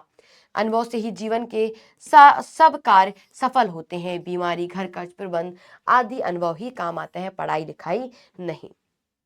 ये मतलब उनके अनुसार बताना था। बड़े भाई साहब उपदेश देने की कला में माहिर थे, पर छोटा भाई मेहनत से घबराता था। बड़े भाई साहब उसे क्या उपदेश देते हैं? उपदेश देते हैं, और उसे कैसा लगता है बताइए। बड़े भाई साहब उपदेश देने की कला में पारंगत थे। वे अपने छोटे भाई को इसीलिए उपदेश देते ताकि वह पढ़ लिख कर अपने पैरों पर खड़ा हो सके। यही कारण है कि वे उसे पढ़ाई करने तथा खेल कूद में समय व्यर्थ न करने का उपदेश देते रहते हैं। और छोटे भाई का स्वभाव चंचल प्रवृत्ति का है, मतलब जिनका मन नहीं लगता। जैसे तुम्हारी मैम चंचल है, मैंने हमेशा सुना है अपने घर पे, मेरे टीचर्स भी बोलते थे इसका मन थोड़ा चंचल है प्रवृत्ति का था। वह पढ़ाई लिखाई की अपेक्षा खेल कूद में अधिक लगा रहता था। उसे खुली हवा में घूमना, किंकरियां उछालना और कागज की तितलियां उड़ाना, चार दीवारी पर चढ़कर ऊपर नीचे कूदना, पतंग उड़ाना आदि उन्हें लूटना ज्यादा अच्छा लगता था। आगे चलो। छोटे भाई साहब के नरम स्वभाव का क्या लाभ उठाया? आपके विचार में छोटे भाई का व्यवहार उचित था या नहीं? जो जब उनके भाई शांत हो जाते हैं, वो फेल होते हैं, तब कहते हैं अब तो भाई मैं क्या ही बोलूं इसको, तब क्या अनुचित लाभ उठाया? तो वो खेलने चला जाता है। छोटे भाई ने बड़े भाई साहब के नरम व्यवहार का यह अनुचित लाभ उठाया कि वह स्वच्छंद व्यवहार, एकदम फ्री हो गया, जो करना है अपने मन का करेगा। सारा समय पतंगबाजी करने लगा। उसने पढ़ाई की और ध्यान देना लगभग बंद ही कर दिया। मेरे विचार से छोटे भाई का व्यवहार पूरी तरह से अनुचित था, क्योंकि उसे पास होने का अहंकार हो गया था और वह सोचने लगा कि मैं पढ़ूं या ना पढ़ूं, पास तो हो जाऊंगा। खेलों में रुचि होते हुए भी बड़े भाई साहब अपने शौक को नाम पूरा क्यों नहीं कर पाते थे? छोटे भाई दोनों ही विद्यार्थी जीवन व्यतीत कर रहे थे। दोनों की आयु में सिर्फ 5 वर्ष का अंतर था, सिर्फ 5। स्वाभाविक रूप से बड़े भाई के मन में भी खेलों के प्रति रुचि होगी। उन्हें कभी खेलने, पतंग उड़ाने का शौक था, किंतु अगर वे स्वयं इन कामों को करने लगते तो छोटे भाई के प्रति विद्यार्थी जीवन का आदर्श नहीं प्रस्तुत कर पाते, वही उनके आइडल नहीं बन पाते, है ना, मिसाल नहीं दे पाते। इन्हीं जिम्मेदारियों और नैतिक कर्तव्यों की वजह से वे खेलों के प्रति अपने शौक पूरे नहीं कर पाते थे। बड़े भाई साहब नामक कहानी में हमारी शिक्षा पद्धति में कौन सी कमी उजागर हुई है? आज की शिक्षा पद्धति रटने पर जोर देती है। इंपॉर्टेंट है ये वाला क्वेश्चन। अधिकांश पद्धति छात्र पुस्तकों को रटकर परीक्षा देते हैं जिसका लंबे समय तक कोई प्रभाव नहीं रहता। शिक्षा जीवन के साथ जुड़ी होनी चाहिए, इसमें व्यवहारिक ज्ञान को शामिल किया जाना चाहिए, व्यर्थ की बातों को शिक्षा से हटा देना चाहिए। बड़ा भाई खीज में ही सही कहता है, चाहते हैं कि अगर लड़के अक्षर अक्षर रट डालें तो इसी रटंत का नाम वो शिक्षा रख कर छोड़ेंगे। बहुत इंपॉर्टेंट है ये, बहुत इंपॉर्टेंट है। देखो तुम्हारे जो पेपर है बेटा, कोर्स ए से ज़्यादा टफ आते हैं, तो तुम्हारे क्वेश्चन बिल्कुल एज इट इज़ नहीं मिलेंगे। बस तुम्हें चैप्टर को बहुत अच्छे से समझना है। वो प्रश्न कुछ भी पूछे, अपनी समझ से तुम्हें लिखना पड़ेगा, ठीक है। परिवार के अनुभवी जनों द्वारा दी गई सीख भविष्य के निर्माण में सहायक सिद्ध होती है।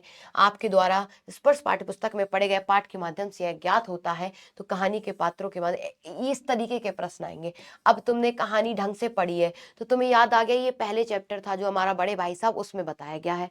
बड़े भाई साहब पाठ में बड़े भाई के कथन के माध्यम से स्पष्ट होता है कि जीवन में अनुभव होना अति आवश्यक है। उसी अनुभव के आधार पर हम सही गलत और अच्छे बुरे का निर्णय ले सकते हैं। हमारे परिवार के सदस्य उम्र में हमसे बड़े होने के कारण उन्हें जीवन जीने का अनुभव हमसे अधिक होता है। यह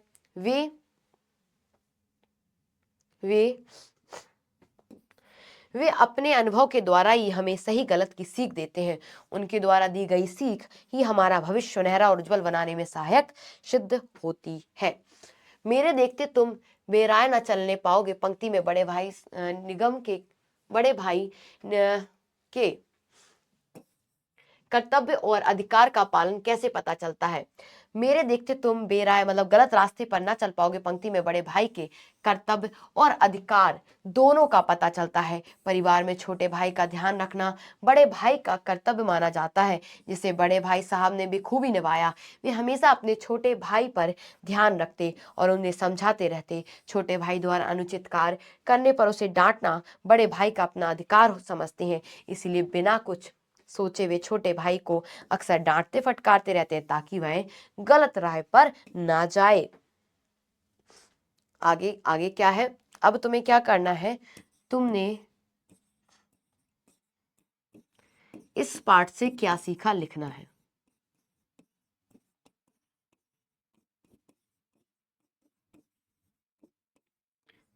क्या सीखा है वो तुम्हें यहां पर लिखना है, और ये रही तुम्हारे लिए एक स्माइल, तो लिखना जरूर बेटा, ठीक है।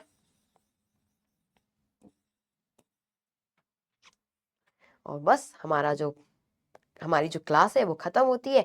आज मुझे एक चीज मिली है नई नई, तो तुम्हारे लिए ये रहा, ये इस पे दिख नहीं रहा है, ठीक है। ये हो।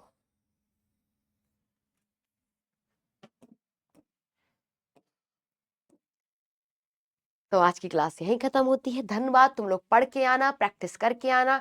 पढ़ना बहुत जरूरी है, मन करे या ना करे, बस पढ़ते रहो, रोज पढ़ते रहो। ये चीज तुमने इससे देख ली होगी। जरूरी नहीं तुम सारे दिन सुबह से लेके शाम तक कॉपी किताब लेके बैठे रहो, लेकिन जितना पढ़ो ऐसा पढ़ो कि उससे तुमसे कोई कुछ भी पूछ ले तुम उसका आंसर कर पाओ, ठीक है। मजा आया क्लास में, अच्छी लगी क्लास, स्टोरी टैग कर देना कि मैम आज की क्लास हमने कर ली है, ठीक है। Bye bye cuties, love you love you love you love you.